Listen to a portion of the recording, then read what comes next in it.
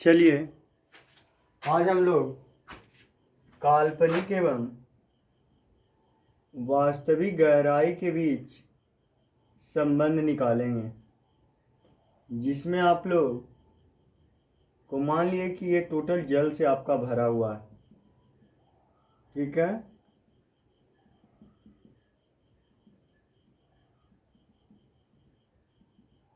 ये बीकर है। इसकी जो जल के सतह से जो गहराई, तली की गहराई है वो एच है। यहाँ पे कोई एक वस्तु रखी गई है। बिंदुओं पर कोई एक वस्तु रखी गई है, तो इससे आपको दो प्रकार की किरणें निकलती है। प्रथम किरणें लंबवत निकाल दिए, तो लंबवत जाने वाली किरणें वह मूल पथ से विचलित नहीं होती है, तो वो सीधे निकल गया। और दूसरा, आपको इस प्रकार से तिरछा किरणें चला है, तो यहाँ पे आपका अभिलंब खींच देते हैं। तो यहाँ देखिए, जब प्रकाश की किरणें ये आपका सघन से विरल में जा रहा है, तो ये अभिलंब से दूर हटेगा। अब बताइए, ये किरण और ये किरण कभी नहीं काट पाएगा ऊपर में, क्योंकि इसका मुंह इधर की ओर है, इसका मुंह इधर की ओर है। तो इसका मतलब फिक्स है कि जब फैलते जा रहा है अगला मुंह, तो फिक्स हो गया कि जो प्रतिबिंब बनेगा काल्पनिक बनेगा। तो इस किरण को यदि हम थोड़ा सा ऐसे गुजारते हैं, डॉट डॉट डॉट से पीछे की ओर बढ़ाएं, तो डॉट डॉट डॉट से जहाँ पे ये कटा, इस बिंदु का नाम हम आई रख देते हैं। और यहाँ से गुजरा, तो ये बिंदु ए, ये बिंदु बी। अब यहाँ जरा ध्यान से देखोगे, ये कोण आपका अभिलंब और आपतित किरण के बीच बना कोण आपतन कोण आई, और अपवर्तित किरण तथा अभिलंब के बीच बना कोण आर। अब यहाँ से आपको ये और ये समांतर है, तो ये कोण आई इस कोण आई के बराबर, और ये कोण आर इस कोण आर के बराबर एकांतर कोण से। और ये ऊंचाई को हम लोग h1 मान लिया, या h डैश मान लेते हैं। ये ऊंचाई आपका h डैश हो गया। तो देखिए, आप लोग को पढ़ाए थे हम कि अभिलंब से ये दूर हट रही है, तो वस्तु रखा हुआ है यहाँ, लेकिन वास्तव में इसको ऊपर की ओर जब यहाँ से कोई व्यक्ति देखता है, तो इसको वास्तव में वस्तु दिखाई देता है यहाँ। तो जब हम मछली को पकड़ने जाते हैं या किसी जीव को पकड़ने जाते हैं, तो उसको हम प्रतिबिंब को पकड़ पाते हैं, और ये मछली मेरा छूट जाता है। तो मछुआरे जो होता है वह ढंग से अपना पकड़ता है अपने अनुभव के आधार पर। अब देखिए, तो अब इसके लिए व्यंजक क्या होगा, वास्तविक गहराई और काल्पनिक गहराई में क्या संबंध होगा। फिगर ड्रा कर रहे थे आप लोग, जब ध्यान दिए होंगे तो आपको टोटल बात को समझ में आ रहा होगा। अब इसी बात को लिख देना है और कुछ नहीं करना है। तो लिखेंगे कैसे, माना कि जल के ऊपरी सतह से h गहराई पर, h गहराई के बिंदुओं पर एक वस्तु रखी गई है, जिसको हवा से देखने पर वस्तु आई बिंदु पर दिखाई देती है, तथा इसके जल के ऊपरी सतह से ऊंचाई h डैश है। तो अब यहां से देखेंगे, आपका कि एंगल आई ओ बी बराबर एंगल आई कौन कौन से, एकांतर कोण से। क्यों कह रहे हैं, क्योंकि ये लंब खींचा गया है और ये भी आपका लंब ही है, लंबवत ही पड़ा है, तो ये दोनों पक्का हो गया समांतर, क्योंकि दो लंबवत रेखाएं परस्पर आपका समांतर होती है, जो 9th क्लास के ज्यामिति में पढ़ना था। अब देखिए, अब इसको हम लोग, तो ये कोण एकांतर कोण कहला जाएगा, और ऊपर वाले त्रिभुज में आइएगा तो देखिए ये आपका एंगल आई आर के बराबर कहला जाएगा, ये भी एकांतर कोण का ही युग्म है, सॉरी संगत कोण के युग्म है, एकांतर नहीं बाबू, संगत कोण का युग्म है। अब देखिए angle A I B, angle A I B बराबर भी एंगल आर हो जाएगा संगत कोण से। अब देखिए आपने यहाँ पे हम लोग दो फार्मूला को यूज करेंगे। पहला, यदि आपतन कोण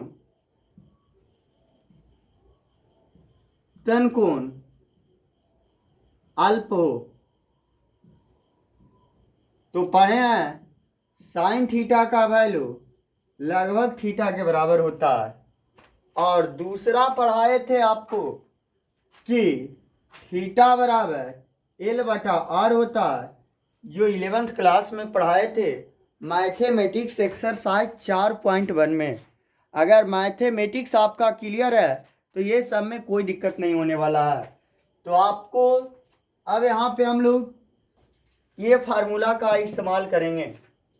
देखिए ये आपका वास्तव में ये वाला जो पार्ट है ये एक प्रकार के चाप का काम करेगा। क्यों? क्योंकि जब ये आपका केस नली होती है तो इसमें देखते हैं कि जल का लेयर इस प्रकार से ऊपर उठा हुआ रहता है चाप के आकार का।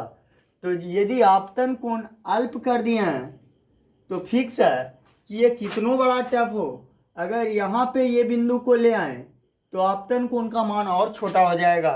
अगर ए के संपाती ले आए तो आपतन कोण का मान और छोटा होते चला जाएगा। तो इसीलिए हम बोल सकते हैं, तो उस स्थिति में यह आपका चाप का काम कर रहा है। तो अब हम बोल सकते हैं चूंकि थीटा बराबर एल बटा आर, तो थीटा का वैल्यू आई बराबर एल का वैल्यू ए बी बटा आर का वैल्यू ओ बी। चाप कर दीजिए इक्वेशन फर्स्ट। कब? यदि आपतन कोण अल्प हो तो आई बराबर ए बी चाप बटा ओ बी, और देखिए आर बराबर ए बी चाप बटा आई बी। इक्वेशन सेकेंड, 1/2 से आई बटा आर बराबर ए बी चाप बटा ओ बी अब बटा ए बी चाप बटा आई बी। ए बी चाप से ए बी चाप कैंसिल, आई बटा आर बराबर आई बी बटा ओ बी। और देखिए आई आपतन कोण अल्प था तो अपवर्तन कोण भी अल्प हो जाएगा, तो अर्थात थीटा लगभग साइन थीटा के बराबर हो जाएगा। तो हम बोल सकते हैं साइन आई बटा साइन आर बराबर आई बी।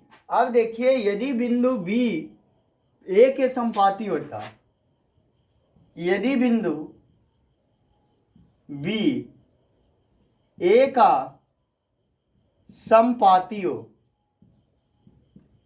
तो, और ऐसे भी आप देख रहे हैं यदि आपतन कोण को अल्प कर दिया तो आपतन कोण अल्प हो गया, तो अल्प कब होगा, जब बी बिंदु ए का जितना करीब जाएगा, अर्थात ए का समपाती हो जाएगा, तब ये जाएगा।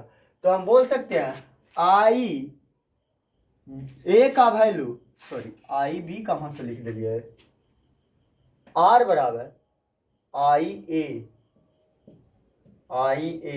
बी कहाँ से होगा, ये अगर बिंदु ए है तो ये त्रिज्या का काम आपको ये वाला करे, आई बी। अब देखिए आई बी का वैल्यू आपको आई ए के बराबर, क्योंकि जब ये काफी छोटा हो जाएगा, बिंदु ए के संपाती हो जाएगा, तो ये वाला पार्ट और ये वाला पार्ट आपस में बराबर हो जाएगा। तो हम बोल सकते हैं आई ए अब बटा ओ बी, अब इसी को कहते हैं म्यू। तो म्यू कहां से कहां के लिए, वाटर टू एयर के रिस्पेक्ट में निकाल रहा है। वाटर टू एयर के रिस्पेक्ट में आई ए को हम लोग आई ए को काल्पनिक ऊंचाई कह रहे थे और आई ओ ए को वास्तविक ऊंचाई कह रहे थे एच। और उत्कर्मणीयता के सिद्धांत से अगर हम इसे चेंज कर दें तो उत्कर्मणीयता के सिद्धांत से चेंज करेंगे तो ए म्यू डब्ल्यू बराबर एच बटा एच डैश, अर्थात कहने का मतलब जल का अपवर्तनांक हवा के सापेक्ष में दिया हुआ रहे तो वास्तविक गहराई बटा काल्पनिक गहराई, और जब हवा का अपवर्तनांक जल के सापेक्ष में हो तो वास्तविक काल्पनिक गहराई बटा वास्तविक गहराई। अब देखिए तो इससे यह स्पष्ट होता है कि ऊपर वाला का वैल्यू कम और नीचे वाला का वैल्यू ज़्यादा। तो हम देखने वाला दर्शक विरल में था, अब जरा तुलना कीजिए, दर्शक विरल में था तो वस्तु कम ऊंचाई पर दिखाई दे रहा था, मतलब वास्तविक गहराई से ऊपर उठा हुआ दिखाई दे रहा था, है ना, वास्तविक गहराई से ऊपर उठा हुआ दिखाई दे रहा था। लेकिन जब दर्शक आपको इसका उल्टा हो जाए, इसका उल्टा कर दे, देखने वाला सघन में आ जाए और वस्तु विरल में रखा हुआ हो, तो इसका जस्ट उल्टा हो जाएगा, मतलब ये आपको नज़दीक दिखाई देता है, इसमें आपका एच डैश का वैल्यू कम है, इसका मतलब वस्तु नज़दीक दिखाई देगा। लेकिन जब देखने वाला दर्शक सघन में होगा, जब देखने वाला दर्शक सघन में होगा और वस्तु विरल में रहेगा तो वह अपने वास्तविक स्थिति से दूर दिखाई देगा। अब यहाँ से प्रश्न ये उठ जाते हैं, आपको क्वेश्चन दे देगा कि किस कारण से तारे वास्तविक ऊंचाई से दूर दिखाई देता है, तो यही कारण है अपवर्तन, क्योंकि हम लोग जो है सघन में है और तारे जो है विरल में है। तो जब सघन से विरल में दिखाई देखते हैं तो वह अपनी वास्तविक ऊंचाई से दूर दिखाई देता है।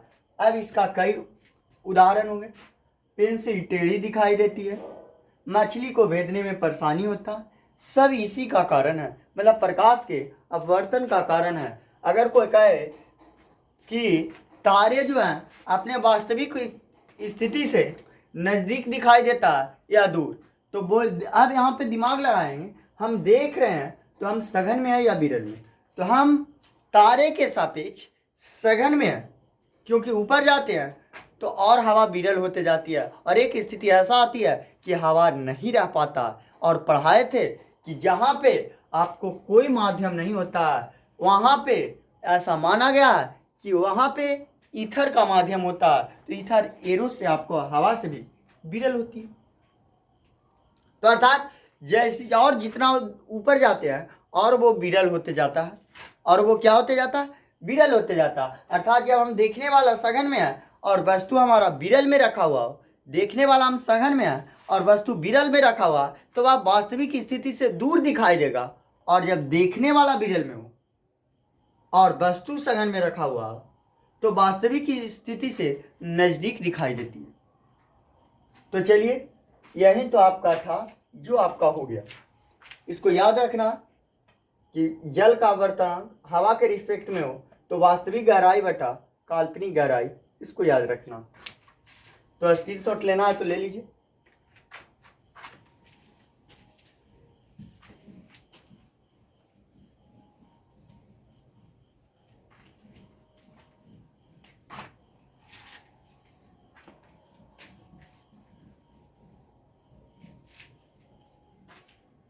अब देखिए एक क्वेश्चन, एक तालाब की वास्तविक गहराई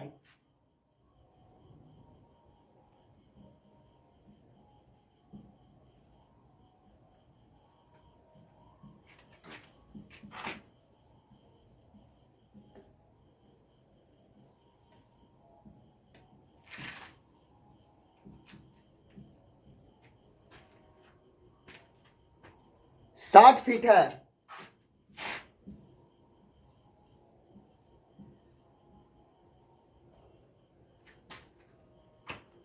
और पानी का आवर्तनांक 4/3 है।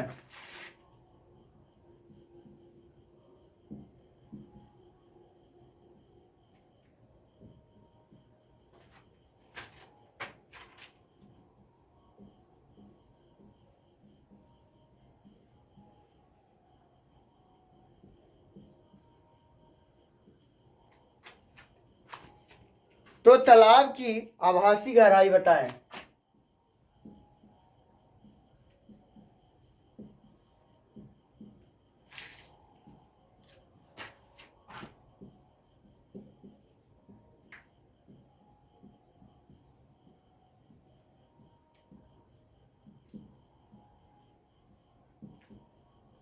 तो देखिए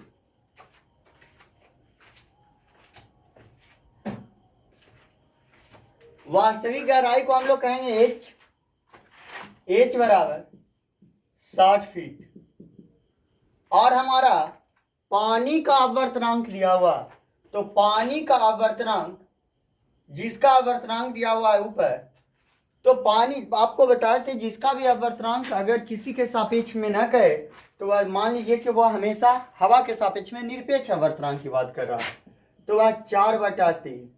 और आपके पूछ रहा है तालाब की आभासी गहराई, तो आभासी गहराई को H डैश से सूचित करते हैं, बराबर भाग।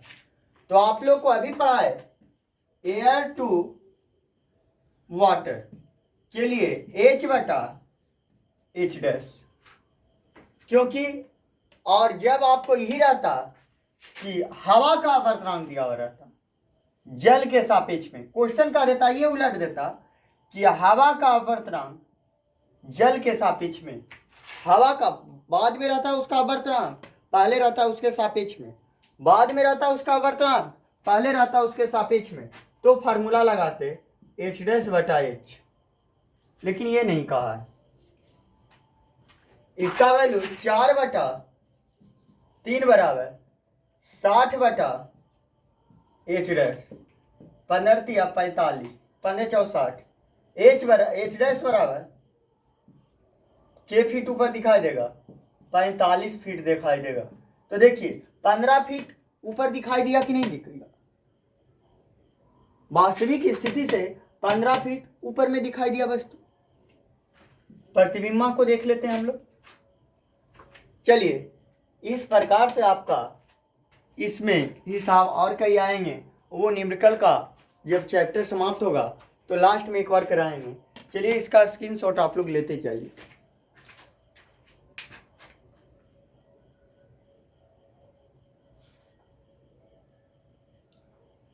चलिए ये बात आपको क्लियर हो गया होगा।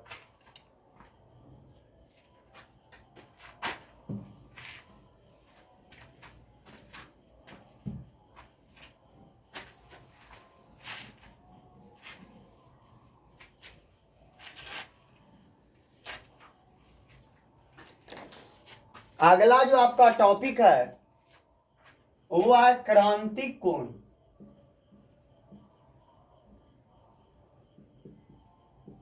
अंग्रेजी वर्ड क्रिटिकल एंगल। क्रांतिक कोण किसे कहते हैं और इसके लिए शर्त क्या है, क्रांतिक कोण कब बनेगा? तो पहला शर्त कि प्रकाश के किरणें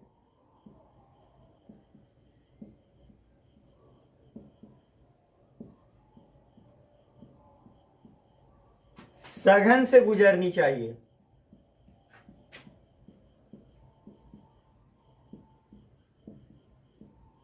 एकदम फिक्स है कि प्रकाश के किरणें को हमेशा सघन द्वारा ही गुजारा जाता है, अन्यथा आपको यही ध्यान रखना है। तो देखिए, और फिर इसके लिए व्यंजक प्राप्त करेंगे। अब क्रांतिक कोण को सबसे पहले समझेंगे। फिगर को मन से समझ जाइए, और कुछ नहीं है क्रांतिक कोण।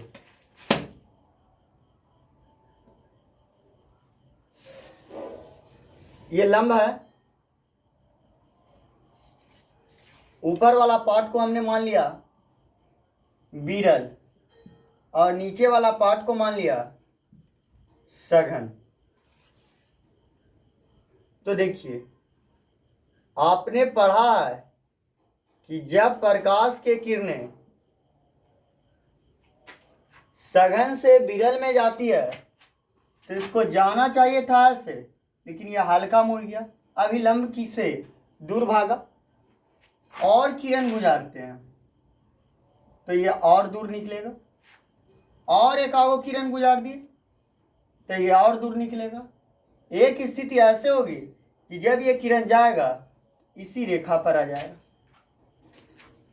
तो कहने का मतलब है, यदि जिस आपतन कोण पर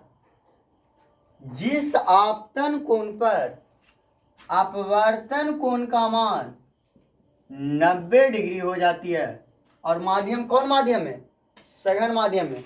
विरल में कभी 90 डिग्री नहीं होगा, क्योंकि विरल में जब बनाएंगे तो ध्यान रखिए कि जब विरल से सघन में जाती है तो यह अभिलंब की ओर मुड़ते चला जाता है।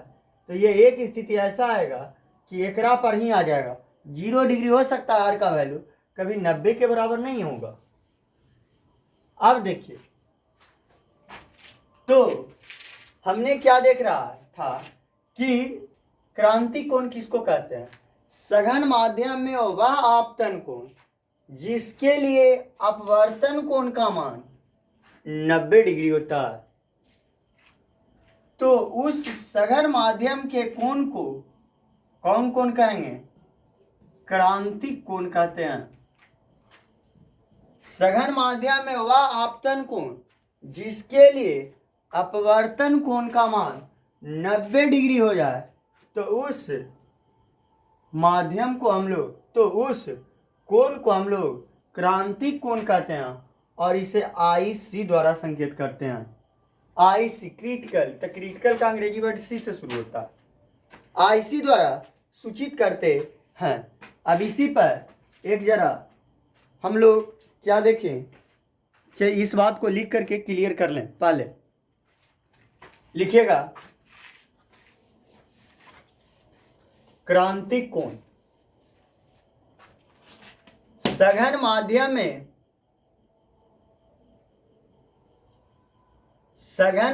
में वह आपतन कोण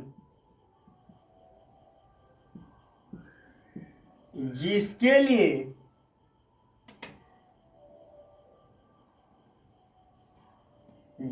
लिए अपवर्तन कोण का मान 90 डिग्री हो जाए, अपवर्तन कोण का मान 90 डिग्री हो जाए, तो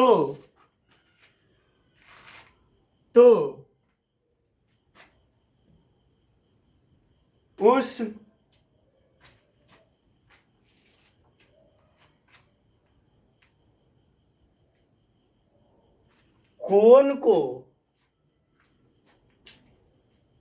कोण को क्रांतिक कोण कहते हैं। उस कोण को क्रांतिक कोण कहते हैं। इसे IC द्वारा संकेत किया जाता है, I_c।